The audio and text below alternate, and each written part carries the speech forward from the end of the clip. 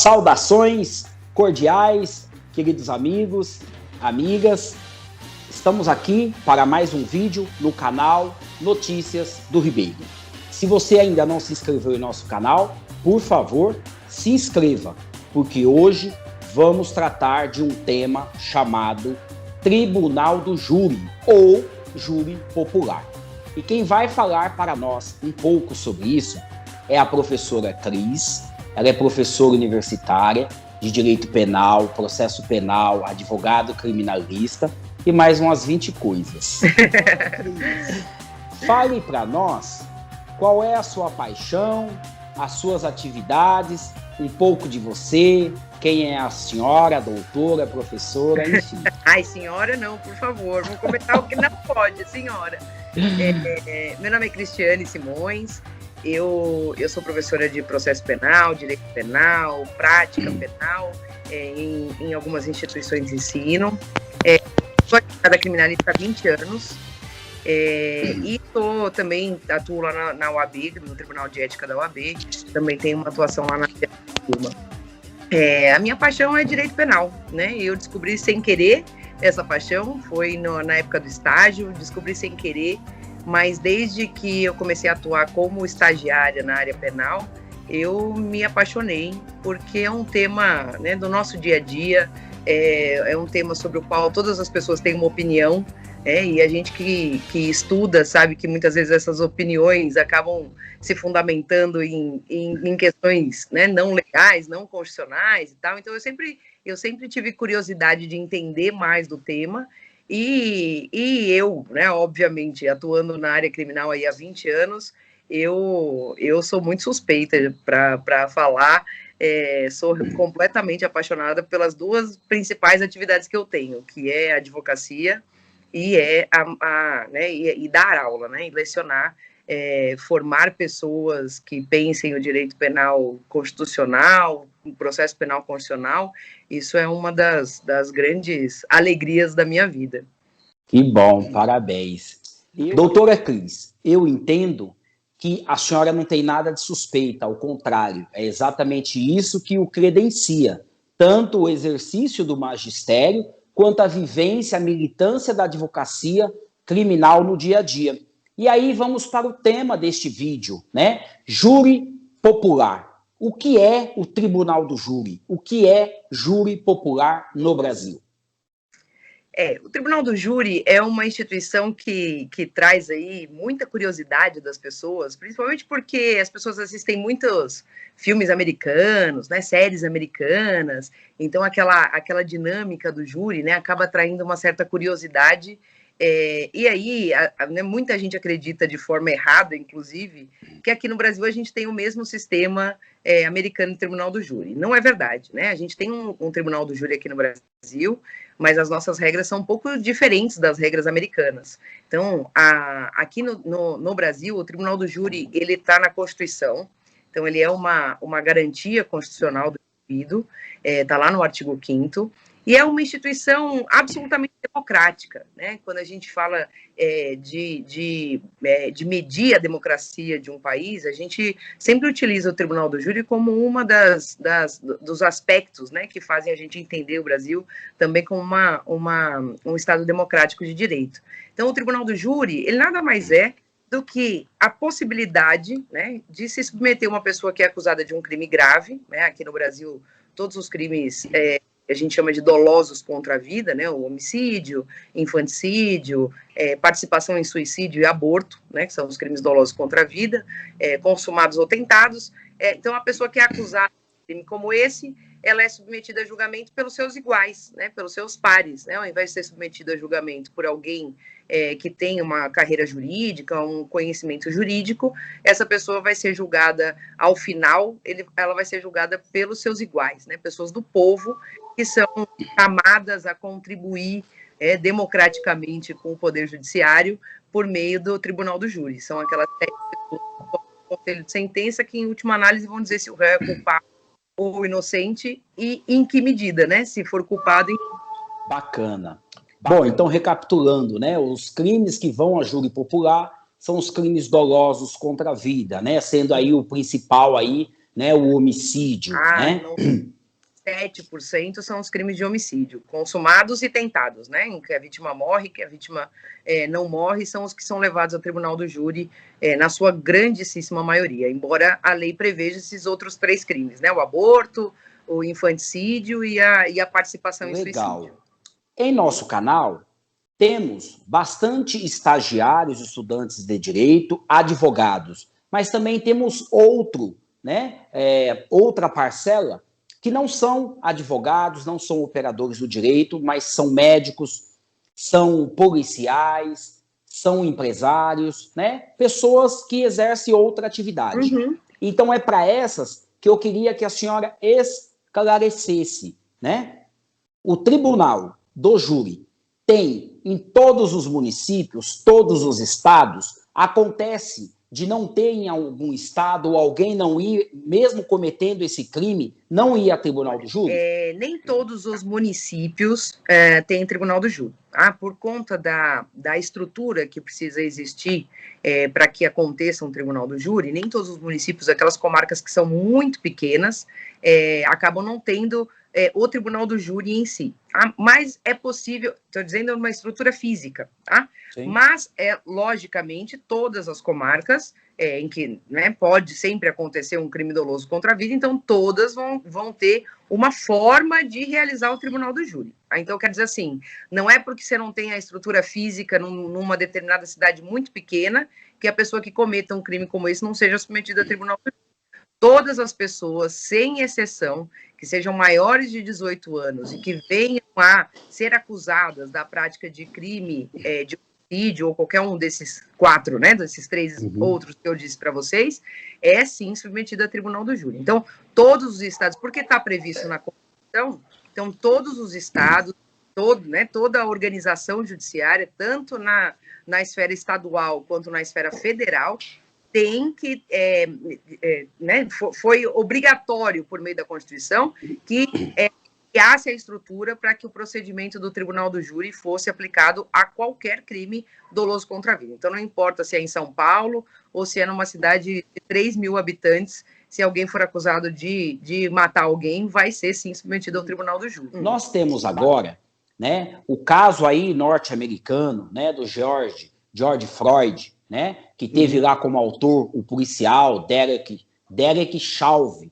né, que até pelo júri ele também foi condenado, né, no tribunal do júri. E agora nós temos no Brasil, sobretudo no Rio de Janeiro, né, o caso do Henri Borel, que está aí, é a pauta do dia que está na mídia, né? Então esses casos chamam efetivamente bastante a atenção das pessoas. Por que esse apetite de tanto querer saber do tribunal do júri? Casos midiáticos são os que mais chamam a atenção, né, para o procedimento penal, né? Embora o crime sempre seja uma notícia, né? A gente vê notícias de crime todos os dias, né? Em qualquer mídia aí que você acesse. A verdade é que quando a gente tem uma vítima de homicídio, os holofotes se viram para o tribunal do júri, né? Essa é até uma questão interessante que você me perguntou, porque essa atração, né, das pessoas pelas matérias de jornal, pelas reportagens de televisão e tal, acabam causando no final, né, no julgamento, uma certa, digamos assim, dá para a gente dizer, né, antes do julgamento, qual vai ser o futuro da pessoa que está sendo acusada, né? A gente que estuda o tribunal do júri, a gente que atua no tribunal do júri, a gente vê essa questão da influência da mídia, né, no processo penal como uma questão a ser discutida, uma questão a ser levada a sério, porque o tribunal do júri, ele foi criado justamente para que aquela pessoa tivesse a oportunidade de ser julgado pelos seus pares, de ter uma oportunidade de que a lei talvez não seja aplicada, que não seja aplicada efetivamente, mas que outras razões, né, outros motivos diversos, né, da aplicação fria da lei pudessem ser levados em consideração por aquelas pessoas que estão julgando, né? Então, quando a gente expõe na mídia dessa forma tão ostensiva, né, tanto o caso lá do Floyd, como o caso agora, né, do Henry, o que a gente vê é que existe uma influência muito grande no resultado do processo penal, né? E a gente tem que lembrar que o processo penal aqui no Brasil, ele existe justamente para equilibrar forças, né, para dar uma oportunidade da pessoa que é acusada da prática de um crime de se defender. Quando a gente expõe a forma como tem sido expostos, né, alguns casos, né, não são todos, né? Eu já advoguei muito no Tribunal do Júri, ainda advogo no Tribunal do Júri, mas eu tinha uma atuação muito constante no Tribunal do Júri e atuava como advogada dativa, que significa a advogada que é nomeado pelo juiz para aquelas pessoas que não têm condições, né, de pagar o advogado, eu recebia pelo Estado, lá, enfim. Eram casos absolutamente anônimos, né? Então, não existia essa curiosidade, né? A partir do momento que a mídia expõe esses casos, a gente acaba verificando que, ao final, a sentença já está proferida antes da exposição da defesa, né? Antes até da exposição da acusação, né? As pessoas formam a sua posição antes mesmo de serem sorteadas para fazer parte do Tribunal do Júri. Isso é uma questão muito importante. A influência da mídia no processo penal é uma questão muito discutida hoje em dia, porque tem uma relevância importante, justamente porque essas pessoas são leigas, né? Porque desconhecem o processo penal, desconhecem as regras constitucionais, e aí isso, às vezes, acaba ajudando ou acaba atrapalhando, né? Posso dizer para você que, na minha percepção, essa exposição midiática desses casos de crimes graves acabam mais atrapalhando do que ajudando, né? Mais do que esclarecer, elas acabam realmente influenciando as pessoas, né? E a gente sabe que quando um caso desses vai parar na mídia, a mídia busca mesmo audiência, né? É audiência. A preocupação deixa de ser o respeito a garantias constitucionais, ao devido processo penal, e passa a ser essa busca constante por audiência.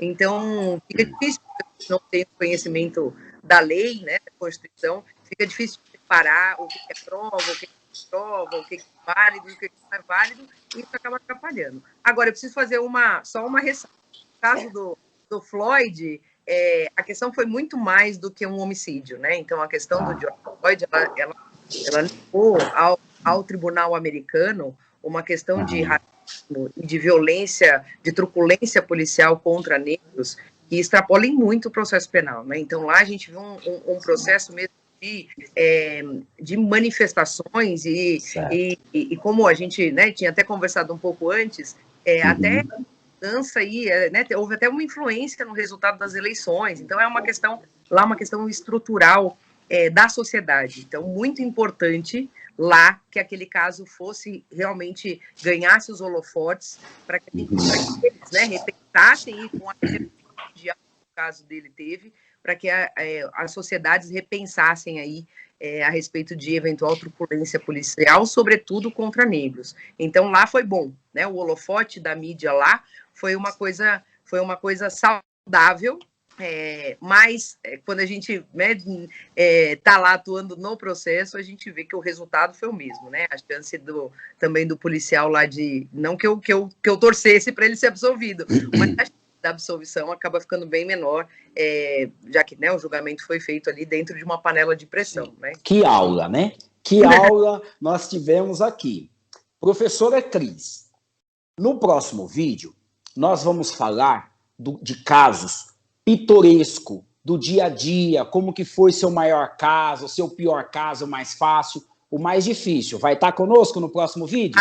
Com todo prazer, adoro contar dos meus causos, com todo prazer. Então, antes de nós irmos para as nossas saudações cordiais, quem quiser falar diretamente com a professora Cris, como te encontra nas redes sociais? Bom, eu tenho uma página no Instagram, Depois Fique Sabendo, é o nome da nossa página. Ali a gente tira dúvidas, a gente também, né, procura levar o nosso conhecimento. Então, por ali vocês conseguem me achar. No Facebook é Cristiane Simões, né? Estou lá no Facebook também. Né, sempre à disposição para tirar dúvida, minha veia de professora não deixa que ninguém que tem alguma dúvida que venha me perguntar, não deixo no vácuo jamais. E que bom. Também por e-mail, né? cristiane@simõesdias.com. Também estou aqui à disposição também. Tá. Então, chegamos ao final desse vídeo, dessa vez com a professora de Direito Criminal, professora Cris, que voltará em novo vídeo também para retomar o assunto sobre o Tribunal do Júri. Se este conteúdo foi útil para você, por favor, compartilhe. Se você ainda não se inscreveu, se inscreva no canal Notícias do Ribeiro e saudações cordiais. Obrigada pelo convite.